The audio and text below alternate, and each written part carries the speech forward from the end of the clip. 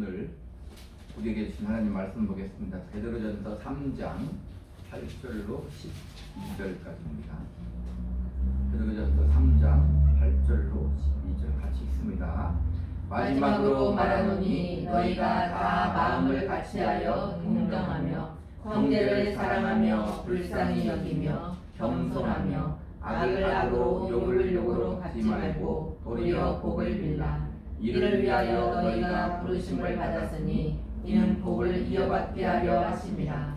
그러므로 생명을 사랑하고 좋은 날 보기를 원하는 자는 혀를 금하여 악한 말을 그치며 그 입술로 거짓을 말하지 말고 악에서 떠나 선을 행하고 화평을 구하며 그것을 따르라. 주의 눈은 의인을 향하시고 그의 귀는 의인의 간구에 기울이시되 주의 얼굴은 악행하는 자들을 대하시느니라 하였느니라. 아멘. 기도합니다. 하나님, 이 시간도 진리가 선포될 때에 들을 귀가 열리고 마음이 열리고 그 말씀을 받게 하시사 이 시간도 진리로 우리를 거룩하게 하여 주시옵소서. 예수님 이름으로 기도하옵나이다. 아멘. 베드로전서 9번째 시간 3장 8절로 12절 말씀을 중심으로 너희가 부르심을 받았으니 라는 제목으로 본문을 중심으로 은혜를 나누도록 하겠습니다. 아담이 하나님께 범죄한 이후의 인간은 그 아담으로 말미암아 죄가 들어와서 모든 인류는 본질상 진노의 자녀가 되었고 도무지 그 안에서 선한 것이 나올 수 없는 인간이며 선을 행할 수도 없는 전적으로 부패하고 타락한 인간이 되었습니다. 성경 말씀을 근거로 보면 로마서 5장 12절로 그러므로 한 사람으로 말미암아 죄가 세상에 들어오고 죄로 말미암아 사망이 들어왔나니 이와 같이 모든 사람이 죄를 지었으므로 사망이 모든 사람에게 이르렀느니라. 그러니까 인간은 태어날 때부터 죄인으로 태어나는 거예요. 에베소 2장 3절에 전에는 우리도 다 그 가운데서 우리의 육체의 욕심을 따라 지내며 육체와 마음이 원하는 것을 하여 다른 이들과 같이 본질상 진노의 자녀이었더니 죄악으로 태어난 인간은 하나님께 진노를 받을 수밖에 없는 인간이다 라고 성경은 우리에게 증언하는 것입니다. 로마서 8장 7절에 육신의 생각은 하나님과 원수가 되나니 이는 하나님의 법에 굴복하지 아니할 뿐 아니라 할 수도 없다. 죄인인 인간은 하나님의 법에 굴복할 수가 원래 없다. 그렇게 성경이 말하는 것입니다. 로마서 3장 10절로 15절에 기록된 바 의인은 없나니 하나도 없으며 깨닫는 자도 없고 하나님을 찾는 자도 없고 다 치우쳐 함께 무익하게 되고 선을 행하는 자는 없나니 하나도 없도다. 그들의 목구멍은 열린 무덤이요 그 혀로는 속임을 일삼으며 그 입술에는 독사의 독이 있고 그 입에는 저주와 악독이 가득하고 그 말은 피 흘리는데 빠른지라. 말씀을 들으면 어떤 생각이 들어요? 누구 말을 하고 있는 것 같아요? 나를 말하고 있는 것 같아요. 그죠? 그래야 나를 말하고 있는 거예요. 성경이 나를 말하고 있어야 그 말씀이 믿어지는 거예요. 아, 이건 딴 세상 사람의 이야기구나 하면 하나님 말씀이 안 믿어집니다. 들어보니 내 말을 어찌어도 이렇게 정확하게 하고 계시는가? 이렇게 우리는 느껴야 된다. 알아야 된다. 로마서 1장 28절 30절에 또한 그들이 마음에 하나님 두기를 싫어하며 하나님께서 그들을 그 상실한 마음대로 내버려 두사 합당하지 못한 일을 하게 하셨으니 곧 모든 불의, 추악, 탐욕, 악의가 가득한 자요 시기, 살인, 분쟁, 사기, 악독이 가득한 자요 수근수근하는 자요 비방하는 자요 하나님께서 미워하시는 자요 능욕하는 자요 교만한 자요 자랑하는 자요 악을 도모하는 자요 부모를 거역하는 자요 우매한 자요 배약하는 자요 무정한 자요 무자비한 자라. 그들이 이 같은 일을 행하는 자는 사형에 해당한다고 하나님께서 정하심을 알고도 자기들만 행할 뿐 아니라 또한 그런 일을 행하는 자들을 옳다 하느니라. 우리 인간사를 다 보면 그렇잖아요. 도무지 원래 우리 죄인에게서는 선한 것이 나오지 않고 선을 행할 수도 없다. 갈라디아서 5장 19절 21절에 육체의 일은 분명하니 곧 음행과 더러운 것과 호색과 우상 숭배와 주술과 원수 맺는 것과 분쟁과 시기와 분냄과 당짓는 것과 분열함과 이단과 투기와 술 취함과 방탕함과 또 그와 같은 것들이라. 어때요? 요즘 같은 시대 쾌락을 추구하고 물질만 능지 만모니즘이 팽배한 이 시대, 자기의 이익만을 추구하는 이 시대, 분명히 성경은 우리에게 말씀하고 있다는 거예요. 창세기 6장 5절에도 여호와께서 사람의 죄악이 세상에 가득함과 그의 마음으로 생각하는 모든 계획이 항상 악할 뿐임을 보시오. 사람의 마음과 생각이 항상 악하다는 거. 이렇게 부패하고 도무지 타락하고 도무지 선한 것이 없고 도무지 가능성이 없는 우리를 하나님은 에베소 1장 3절 5절에 보니까 전에는 우리도 다 그 가운데서 우리 육체의 욕심을 따라 지내며 육체와 마음이 원하는 것을 하여 다른 이들과 같이 본질상 진노의 자녀이었더니 긍휼이 풍성하신 하나님이 우리를 사랑하신 그 큰 사랑을 인하여 본질상 진노였던 우리를 긍휼이 풍성하신 하나님이 우리를 사랑하신 그 사랑을 인하여 허물로 죽은 우리를 그리스도와 함께 살리셨고 너희는 은혜로 구원을 받은 것이라.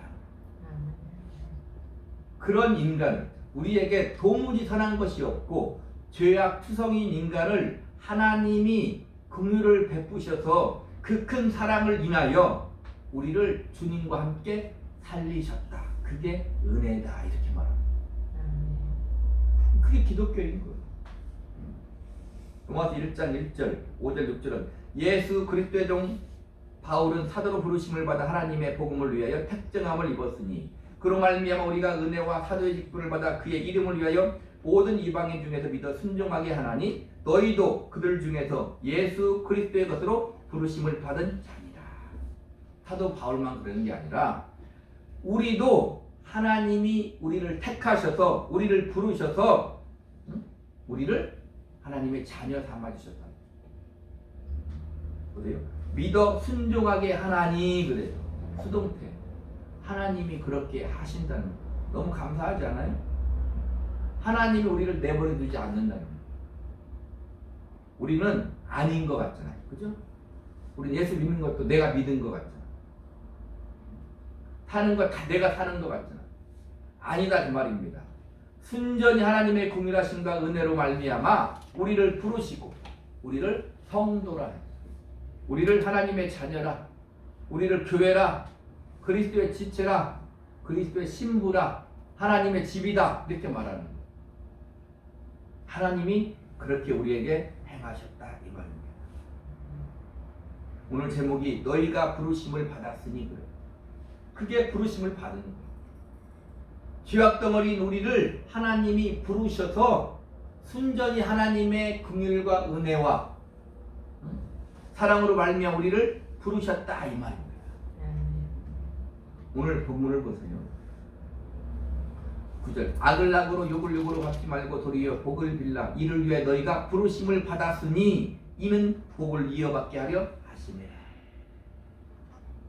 자, 그러면 우리가 그렇게 부르심을 받았으면 부르신 이유가 목적이 있을 거다 이 말입니다. 그게 오늘 본문의 말씀인 거예요. 8절 한번 읽어보겠습니다. 8절 시작. 마지막으로 말하노니 너희가 다 마음을 같이하여 동정하며 형제를 사랑하며 불쌍히 여기며 겸손하며. 특별히 8절은 뭐냐면 이 성도 간에 교회 공동체 내에서 어떻게 우리가 성도를 대하며 어떻게 우리가 살아가야 되는가를 알아보고 있는 말씀이 8절이다 이 말입니다. 마지막으로 말하노니 그랬으니까 앞에도 말했다 이 말입니다. 2장 11절부터 계속 말하고 있는데 마지막으로 내가 말한다 그래요. 그래서 여기 보니까 마지막으로 말하노니 처음이 뭐냐면 너희가 다 마음을 같이 하여 그래요. 원문으로 보면 무슨 말이냐면 한 마음에 조화된 이런 뜻을 가지고 있어요. 그러니까 성도들은 한 마음이 되어야 된다. 이 말은 뭐냐면 어떠한 일에 일관되게 똑같이 그게 맞아 이렇게 하라는 게 아니에요. 그럴 수 없잖아요. 그죠? 성도 간에 이견이 있을 수 있잖아요. 그런데 이게 무슨 말이냐면 조화를 이루어야 된다 이 말이에요. 예수 그리스도로 말미암아 은혜를 입어 하나님의 자녀가 된 사람은 그 마음 바탕에 뭐가 있어야 돼요? 기본적으로 사랑하는 마음이 있어야 됩니다. 은혜를 입은 사람은 의견이 다를 수 있어요. 어떠한 문제 의견이 다를 수 있잖아요. 그러나 그 은혜 안에서 조화를 이루어야 됩니다. 주님이 원하시는. 자 보세요. 베드로전서를 우리가 하고 있잖아요. 처음 시작할 때 베드로전서가 베드로가 보낸 서신인데 누구에게 보냈다고요? 디아스포라, 핍박을 받는 흩어져 있는 기독교인들에게, 핍박을 받는 그리스도인들에게 말하는 거예요. 저는 이 말씀을 준비하면서 딱 말씀을 보니까 지금 우리한테 하는 말이잖아요. 그죠? 성경은 지금 우리한테 하는 말이에요. 그 이전에는 그 당시 지금 수신자가 있을 거다 이 말입니다. 쉽게 말하면 핍박을 받아 겨우겨우 살기도 힘든 그 상황이라는 말이에요. 핍박을 받아서 겨우겨우 신앙 지키기도 힘들어 살기도 힘든 그들에게 이런 말하고 있는 거예요. 뒤에 나오지만 오히려 복을 빌라. 쉽지 않잖아요. 그죠? 나 혼자 살기도 힘든데, 내 혼자 신앙 지키기도 힘든데, 먹고 살기도 힘든데, 오히려 핍박하는 그들에게 복을 빌라? 그렇게 말하고 있는 거예요. 그러니까 마음을 같이 하라 그 말이에요. 기본에 내 마음 속에 내가 하나님의 은혜가, 주님이, 사랑이, 생명이 있어야 된다는 거예요. 그러면 뭐 할 수 있다? 조화를 이룰 수 있다. 잊어먹으면 안 된다 이 말이에요. 그 다음에 뭐라고 말합니까? 동정하며. 개역 한글 성경에 뭐라고 되어 있어요? 체휼하며. 히브리서에도 나오잖아요. 주님이 우리의 모든 것을, 연약한 것을 체휼하셨다. 이 말이 원어로 말하면 뭐냐면 함께 동참하여 고통을 받는 그 말이에요. 함께 동참하여 고통을 받아. 공감을 한다 이 말입니다. 서로 마음이 통하는 거예요. 다른 사람이 겪는 고통을 공감하는, 함께 체휼하는 그런 의미가 들어있어요. 먼저 주님이 그렇게 우리에게 몸소 본을 보여주셨듯이 그 은혜를 입은 사람이라면 그렇게 해야 됩니다. 그래서 교회라고 해요. 공동체라고 해요. 주님의 지체라고 하는 거예요. 나 몰라라 하면 안 돼요. 우리가 주님의 지체면 따로 몸이 떨어질 수도 없는 거잖아요. 주님이 우리의 머리가 되시고 우리가 지체라면 온전히 주님과 우리가 지체가 하나 돼야 어떤 사람이 돼요? 장애인이 아니잖아요. 온전한 건강한 사람이 되듯이 어떻게 해야 된다고요? 동정하며 함께 동참하여 고통을 받는 거예요. 마음을 쏟아서. 그러니까 보세요. 내가 이런 문제가 있습니다. 기도해 주세요. 이렇게 말할 수 있잖아요. 그죠? 우리 같이 기도합시다. 이럴 때 뭐가 통해야 돼요? 마음이 통해야 돼요. 나하고 전혀 공감이 안 되면 그런 기도가 안 나오는 거예요. 공감할 수 있어야 된다 이 말입니다. 그 말이 동정하며 그 말입니다. 그 다음이 형제를 사랑하며. 원어가 필라델포인데 이건 뭐냐면 하나님의 사랑을 의미하는 아가페의 구체적인 표현이다 이 말입니다. 그러니까 단순히 형제를 사랑하는 것만 의미하는 것이 아니라 하나님의 사랑을 근거로 해서 사랑하는, 그게 형제를 사랑하며 지금 그 말을 하고 있는 거예요. 지금 누구에 대해서 말하고 있다고요? 교회 성도들 간에, 공동체 간에 그렇게 하라 베드로가 지금 말하고 있는 거다 이 말이에요. 그 다음에 불쌍히 여기며 그 말이에요. 말 그대로 불쌍히 여기며, 우리말로 번역을 잘하는 거예요. 동정심이 있는 그런 마음, 자비로운 마음을 가지고 불쌍히 여기는 거예요. 하나님이 그리스도 안에서 우리에게 베푸신 타주의 은혜를 깨닫고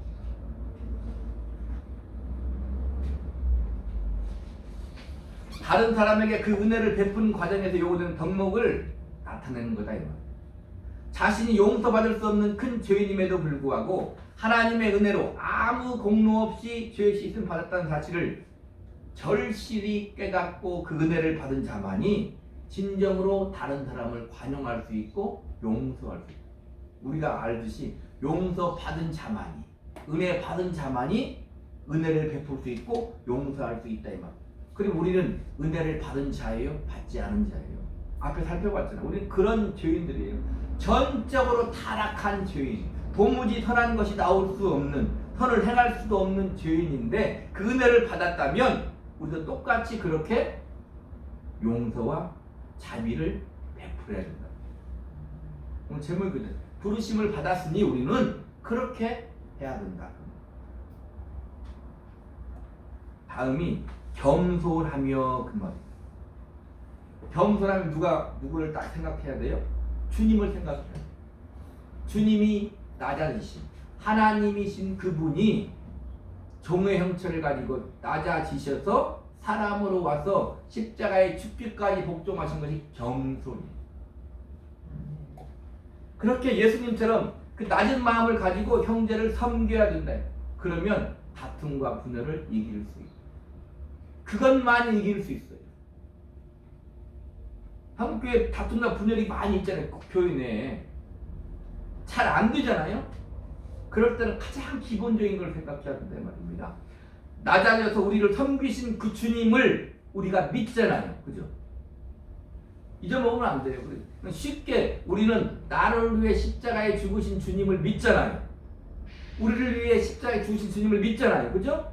그 주님을 믿어. 십자가에 죽으신 주님을 믿는데 행동은, 말은, 삶은 그게 아니잖아요. 그러면 어떻게 되는 거예요? 믿지 않는 거예요. 그러니까 믿지 않는 거예요. 믿음은 너무 쉬운데 너무 어려워요. 지금 교회 공동체 간에 어떻게 해야 되는가를 지금 베드로가 말하고 있는 거예요. 교회 공동체 간에, 은혜 받은 성도 간에도 못하면 어디 가서 뭘 할 수 있겠어요? 지금 5가지를 얘기했는데 쉽게 한마디로 말하면 무엇냐면 사랑하는 마음이에요. 긍휼히 여기는 마음이에요. 사랑하는 마음을 말하고 있는 거예요. 인간이 죄로 말미암아 가지게 된 미움, 다툼, 시기, 질투의 마음에서 사랑하는 마음으로 변화되는 거예요. 우리 아이들이 부르는 복음성가 있잖아요. 예수님 때문에 형제를 사랑한다.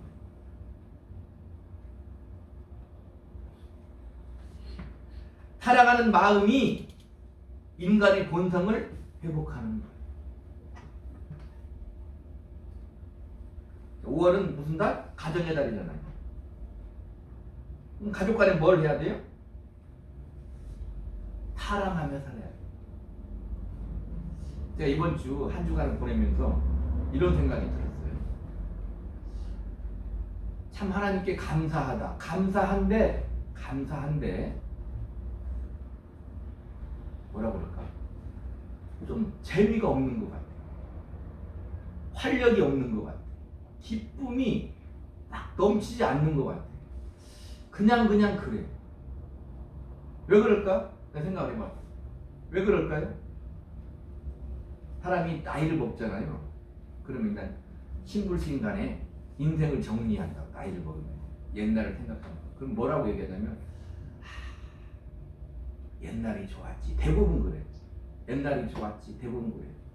그럼 그 옛날이 어떤 옛날을 말하냐면 가족 간에 자식 낳고 자식 기르면서 지지고 볶고 그때가 좋았지 그래. 왜 좋았다는 거예요? 그때는 사랑하며 살았다 그 말. 우리가 우리 삶이 무의미할 때 그래서 세상 사람 중에 가끔 허무주의에 빠지면 어떻게 돼요? 우리 가끔 드라마나 어떤 영화를 보면 그런 거 있잖아요. 그 사람이 죽었어. 스스로 생을 마감했어. 그런데 왜 죽은 이유를 몰라. 날마다 똑같이 살고 잘 살았는데 아무 이유가 없는데 죽었어. 왜 그럴까요? 그냥 날마다 평범한 삶이 허무한 거예요. 이렇게 살면 뭐예요? 또 죽는 거예요. 자, 왜 그래요? 우리 마음에 사랑하는 마음이 없기 때문에. 자 보세요. 날마다 똑같이 살잖아요. 우리가 기쁘고 감사하고 활력 있게 살려면 뭐가 있어야 되냐면 사람은 목적이 있어야 돼요. 목표가 뚜렷해야 돼요. 우리식으로 말하면 비전이 있어야 돼요. 하나님의 뜻이 있어야 돼요. 근데 그게 없는 게 뭐냐면 그냥 사는 거예요. 그러면 의미 건조하게 돼요. 근데 날마다 내가 다니는 직장, 날마다 내가 하는 모든 일, 날마다 내가 하는 예배, 내가 날마다 하나님께 드리는 찬송, 기도, 모든 나의 일생의 삶에 뭐가 있어야 되냐면 사랑이 있어야 돼요. 그러면 힘들어도 자식을 사랑하잖아요. 그럼 힘들어도 부모가 나가서 그 일을 해. 어떻게 일을 해요? 힘들어도 즐겁게 일을 한다. 믿음도 마찬가지인 거예요. 우리가 예배를 드릴 때도 아무런 기쁨과 감정이 없는 게 왜 그런지 아십니까? 하나님을 사랑하는 사랑이 없는 거예요. 내가 일상을 살아갈 때, 날마다 똑같은 일상을 살아갈 때 내가 하나님을 사랑함으로 살면 내 속에 뭐가 생겨요? 목표가 생겨. 기쁨이 생겨. 감사가 넘쳐나. 힘이 생겨. 근데 그게 없으면 그냥 사는 거예요. 보세요. 남자와 여자가 만나서 결혼할 때 딱 처음 사귀어보세요. 그럼 어떻게 돼요? 날마다 즐겁잖아요. 막. 그죠? 밤이 싫어. 빨리 눈을 뜨고 내일 만나야 되잖아요. 그죠? 그때는 목표가 뚜렷해. 사랑하는 마음이 있으면 막 뭐든지 즐거워. 힘들어도 빨리 일 끝내고 만나야 되잖아. 사랑하는 마음. 그러니까 우리의 신앙도 그 사랑에 기초를 해야 되는 거예요. 하나님을 내가 사랑해. 그냥 신앙적인 용어가 아니라 주님 저는 하나님 주님을 사랑합니다는 그 사랑이 있어야 된다. 그래야 신앙생활이 심도 활력이 있는 거예요. 우리 일상도 마찬가지예요. 그 하나님을 사랑하고 내 아내를 사랑하고 내 자식을 사랑하고 더 나아가서 이웃을 사랑하면 내가 하는 일을 어떻게 할 수 있어요? 기쁘고 힘있게 살 수 있다 이 말입니다. 이것도 마찬가지예요. 오늘 보세요. 마지막으로 말하노니 너희가 마음을 같이 하여 동정하며 형제를 사랑하며 불쌍히 여기며 겸손하며 이 성도 간의 말하는 내 마음속에 주님이 계시면 하나님을 사랑하는 사랑이 있으면 지체들을 사랑하는 사랑이 있으면 겸손할 수 있고 섬길 수 있고 동정할 수 있고 불쌍히 여길 수 있는 거예요. 그렇지 않고 하면 어떻게 돼요? 그게 힘들어지고 시험에 빠진다.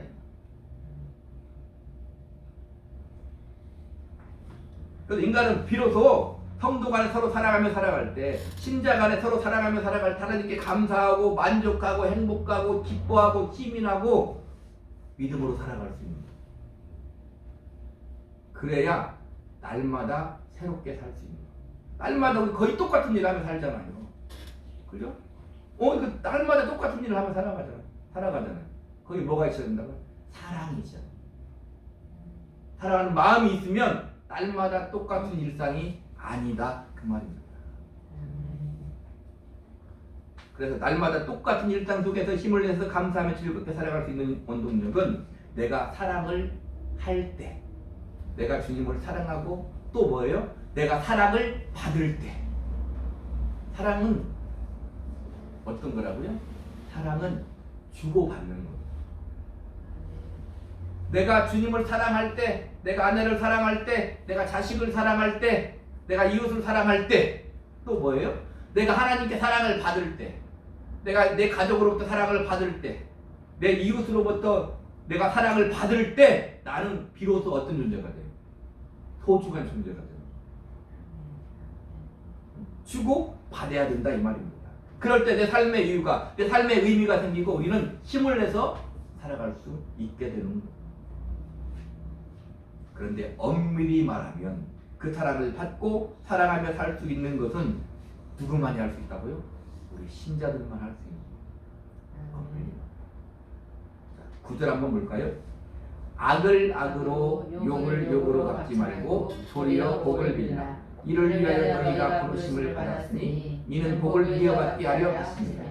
8절이 굳이 구분하자면 성도들 간의 교회 공동체에서 우리가 믿음을 가지고 사랑하며 살아야 된다고 말한다면 9절은 바로 저 세상을 향해 많은 사람들을 향해 이렇게 하라는 거예요. 어떻게? 악을 악으로 욕을 욕으로 갚지 말고 도리어 복을 빌라. 이를 위해 너희가 부르심을 받았으니 이렇게 말해요. 성경 우리가 부르심을 받은 뜻이 많은데 오늘 본문은 그렇게 얘기하고 있다 이 말입니다. 주님이 산상수에서 말했잖아요. 악한 자를 대적하지 말라. 누구든지 네 오른편 뺨을 치거든 왼편을 돌려대며 너희 원수를 사랑하며 너희를 핍박하는 자를 위해 기도하라. 예수님이 말씀하셨어요. 바울도 그랬죠. 아무도 악으로 악을 갚지 말고 모든 사람 앞에서 선한 일을 도모하라. 이렇게 성경은 말하고 있다 이 말입니다. 우리에게 해악을 가하면 우리는 그 사람에게 복수하고 싶은 마음이 드는 게 인지상정이에요. 그래서 여기서 갚다라는 말이 뭐냐면 오늘로 당연히 갚아야 할 것을 가리키는 거예요.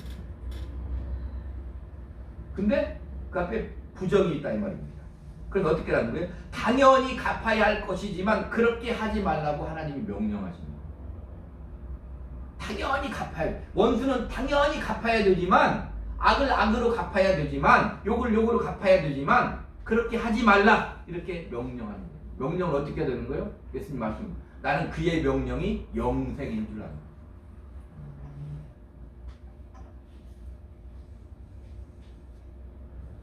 구약성경에서 원수를 갚는 것은 하나님께 속해 있다고 말하는 거예요. 자기에게 가해진 욕이나 악에 대해서 하나님이 확실하게 심판하실 것을 믿는 게 성도들이라 이 말입니다. 그리고 하나님께서 원수를 갚지 말라고 하신 명령을 하나님을 경외함으로 그 말씀을 받아야 돼요. 그래야만이 내가 당한 악을 악으로 갚지 않을 수 있어요. 하나님을 경외하는 거예요. 경외란 뭐예요? 하나님을 공경하고 두려워하는 거예요. 오히려 자기 해악을 끼친 자에게 복을 빌라고 본문도 지금 베드로는 우리에게 말하고 있는 거다 이 말입니다. 그것이 우리를 악에서 죄에서 멸망에서 지옥에서 건져내신 하나님의 부르신 목적이다 이렇게 말하고 있는 거예요. 목적이다 그렇게 말하고 우리 10절 11절 한번 볼까요? 시작. 그러므로 생명을 사랑하고 좋은 날 보기를 원하는 자는 혀를 금하여 악한 말을 그치며 그 입술로 거짓을 말하지 말고 악에서 떠나 선을 행하고 화평을 구하며 그것을 따르라. 생명을 사랑하고가 뭐예요? 그냥 이 땅에 끝날 것만을 생각하지 말라. 영원한 것을 생각하라는 거예요. 영원한 영생을 생각하고 주님을 생각하고 천국을 생각하고 좋은 날 보기를 원하는 저 천국의 소망을 바라보고 살라. 영원한 삶을 사모하는 그리스도인이라면 지금 현세에 살 때 혀를 금하여 악한 말을 그치고 그 입술로 거짓을 말하지 마라. 야고보는 말했던 혀는 불이요 불의의 세계. 혀에 권세가 있다고 그랬어요. 말로 죽이고 살린다 그 말. 말이 참 중요하다. 이 입술과 혀를 잘 사용해야 된다 이 말입니다. 어떻게 말하는 거예요? 지금 보면 분명 좋은 날 보기를 원하는 자는 혀를 금하여 악한 말을 그치고 그 입술로 거짓을 말하지 말라. 악한 말을 그치고 우리 식으로 말 살리는 말을 해야 된다. 살리는 말을 해야 된다. 악에서 떠나 선을 행하고 화평을 구하며 그것을 따르라. 그러니까 악에서 떠나 선을 행하는 것을 오늘 10절 11절 말씀으로 말하면 어떻게 해야 되는 거예요? 악에서 떠나고 화평을 구하는 것은 혀를 금하고 악한 말을 그치면 된다. 말을 잘 해야 돼. 말 한마디로 천냥빚을 갚고 말을 한 번 하면 주워 담을 수가 없잖아요. 글은 쓰다가 잘못 쓰면 지우면 되잖아요. 말은 한 번 하면 주워 담을 수가 없어. 살리는 말을 해요. 가장 죽이는 말이 무엇이지 않습니까? 다른 사람 자존심을 짓밟는 거야. 그러면 그 사람 묵하는 거야. 살기가 그 속에서 나와요. 살리는 말을 우리는 해야 된다 이 말이에요. 12절 보겠습니다. 12절 시작. 주의 눈은 의인을 향하시고 그의 귀는 의인의 간구에 기울이시되 주의 얼굴은 악해 하는 자들을 대하시느니라 하였느니라. 여기서 주의 눈 할 때 눈이 뭐냐면 하나님이 자기 백성을 향해 확실하게 보호하신다는 뜻을 담고 있어요. 구약 성경에 나오잖아요. 눈동자같이 우리를 지키신다고 해요. 그러니까 주의 눈은 의인을 향하시고, 그 말은 뭐냐면 하나님이 눈이 우리를 향하신다. 그 말은 하나님 우리를 확실하게 보호하시고 지켜주신다. 그 뜻이 담겨 있다는 거예요. 하나님의 불꽃 같은 눈이 의인을 향하여 응시하고 있는 한 악인이 어떠한 행동으로도 우리를 해할 수 없다. 그게 우리의 믿음. 그의 귀는 의인의 간구에 기울이시되, 그 말은 뭐예요? 하나님이 우리의 간구를 들으시고 응답하신다. 다른 말, 하나님이 항상 귀를 우리 쪽에 향하고 계신다. 그 말.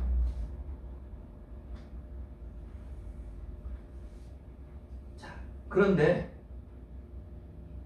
우리는 뭐예요? 하나님께 기도하지 않죠. 내가 하나님께 기도해서 하나님이 응답을 하시면 그게 뭐냐면 믿음의 관계가 더욱더 돈독해지는 거예요. 나의 신음소리도 하나님이 들으셔. 나의 어떤 말도 하나님이 들으셔.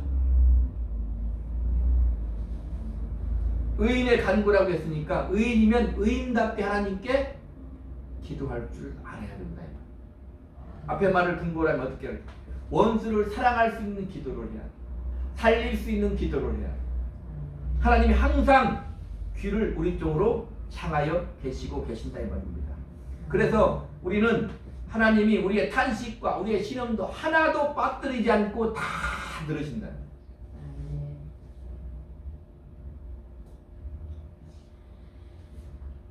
다음 보면 주의 얼굴은 악행하는 자들을 대하시느니라 하는데, 이 말은 뭐냐면 주께서 의인을 보호하시는 것과 반대로 악인에 대해서는 진노와 심판을 반드시 하신다는 겁니다. 그런데 문제가 있잖아요. 문제가 무엇입니까? 현실을 보면 그렇지 않은 것 같다 그 말. 악한 자가 잘 사는 것 같다 이 말입니다. 악한 자가 잘 사는 것. 구약의 아삽의 시를 보면 나오잖아요. 시편에. 내가 보니까 악인들이 더 잘 살아. 죽을 때도 잘 죽어. 힘들지 않게 죽어. 그러다가 어떻게 깨달아요? 성소에 들어갈 때 깨달았다. 하나님이 악인에 대해서 잠잠하시는 것 같지만 그렇지 않다 이 말입니다. 거기에 우리는 우리 신앙을 시험에 들 수 있지만 그러면 안 된다. 하나님은 분명하게 최후 심판의 날에 악인들을 그들의 행위대로 철저히 심판하신다 그 말이에요. 자, 2장 23절 한번 볼까요? 2장 23절 시작. 욕을 당하시되 맞대어 욕하지 아니하시고 고난을 당하시되 위협하지 아니하시고 오직 공의로 심판하시는 이에게 부탁하시며, 하나님은 하나님의 공의로 심판. 어쩌면 당연한 거죠. 세상은 하나님이 없는 것 같이 사는 게 당연하잖아요. 그렇죠? 우리마저 그러면 안 된다. 지금 당장 내 눈에 보이는 것이 하나님이 잠잠하시고 하나님이 없는 것 같고 오히려 우리 신자들이 더 고통을 당하는 것 같지만 그렇지 않다 이 말입니다. 하나님은 분명히 하나님의 공의로 심판하실 거다 이렇게 말하고 있습니다. 자, 오늘 말씀을 들었는데 오늘 본문을 통해 하나님 우리들에게 명령하시는 거예요. 마음을 같이하여 형제를 사랑하라. 악을 악으로 욕을 욕으로 갚지 말고 도리어 복을 빌라. 생명을 사랑하고 좋은 날 보기를 소망하며 살아라. 혀를 금하여 약한 말을 그치고 입술로 거짓을 말하지 말아라. 악에서 떠나 선을 행하고 화평을 구하며 그것을 따라 살라. 하나님 우리의 기도를 항상 들으시고 응답하시고 우리를 보호하신다. 악해가는 자들은 하나님이 반드시 심판하신다. 하나님이 우리에게 말씀하고 있는, 빼도 박도 못하게 성경에 기록해 놓았다 이 말입니다. 아멘. 자, 하나님의 은혜를 입어 부르심을 받은 성도들이라면 오늘 제목대로 우리가 부르심을 받았으니 하나님이 우리를 부르신 목적을 확실히 알고는 뭐냐? 오늘 본문의 말. 방금 앞에 읽었죠. 들었잖아. 확실히 알고 오늘 우리에게 하신 명령에 우리는 어떻게 순종해요? 기쁘게 순종해. 기쁘게 순종하며 살아야 된다. 어떤 마음을 갖고요? 사랑하는 마음을 갖고 긍휼히 여기는 마음을 갖고 하나님은 공의로 심판하시는 그 하나님께 맡기고 우리는 우리에게 주어진 삶을 오늘 말씀에 순종해서 살아내야 된다. 아멘. 그런 성도들 되시기를 우리 주 예수 그리스도 이름으로 간절히 축복합니다. 할렐루야. 아멘. 기도하겠습니다.